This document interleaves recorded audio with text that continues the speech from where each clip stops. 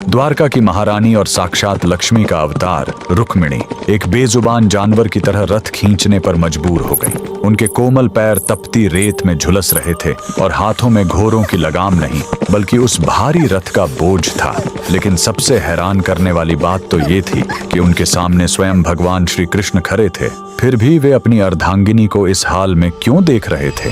ये कोई साधारण सजा नहीं बल्कि एक ऐसे श्राप की शुरुआत थी जिसने द्वारका के महल में हमेशा के लिए विरह की आग लगा दी। इस अलौकिक गाथा की नींव तब पड़ी जब श्री कृष्ण और देवी रुक्मिणी ने अत्यंत क्रोधी महर्षि दुर्वासा को भोजन के लिए आमंत्रित किया। दुर्वासा ऋषि, जिनका क्रोध किसी राक्षसी प्रलय से कम नहीं था, उन्होंने एक ऐसी शर्त रख दी जिसने सबके होश उड़ा दिए। उन्होंने कहा, मैं भोजन तभी स्वीकार करूंगा जब मेरे रथ में घोड़े नहीं बल्कि स्वयं तुम दोनों जुटोगे। यात्रा आरंभ हुई। एक तरफ साक्षात ब्रह्मांड के स्वामी श्री कृष्ण थे और दूसरी तरफ कोमल हृदय मां रुक्मिणी। ऊपर से बरसती आग जैसी धूप और नीचे पैरों को जलाती मरुस्थल की रेत। रानी रुक्मिणी का शरीर थकान से निढाल होने लगा, कंठ सूखकर कांटा बन गया। जब प्यास बर्दाश्त से बाहर हो गई तो उन्होंने कातर नजरों से अपने स्वामी को निहारा। श्री कृष्ण अपनी प्रिय की पीड़ा देख द्रवित हो उठे। उन्होंने बिना क्षण गंवाए अपने अंगूठे से धरती पर प्रहार किया और वहीं से गंगा की निर्मल धारा फूट पड़ी।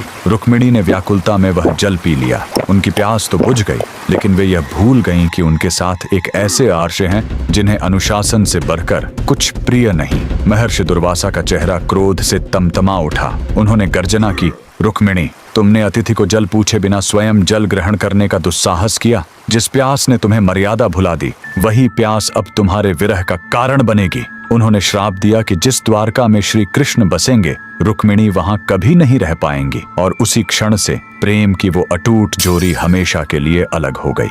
यही कारण है कि आज भी द्वारकाधीश के मुख्य मंदिर से कुछ दूरी पर माता रुक्मिणी का मंदिर एकांत में खड़ा है। वह मंदिर हमें याद दिलाता है कि भक्ति में एक छोटी सी भूल भी कितनी भारी पड़ सकती है।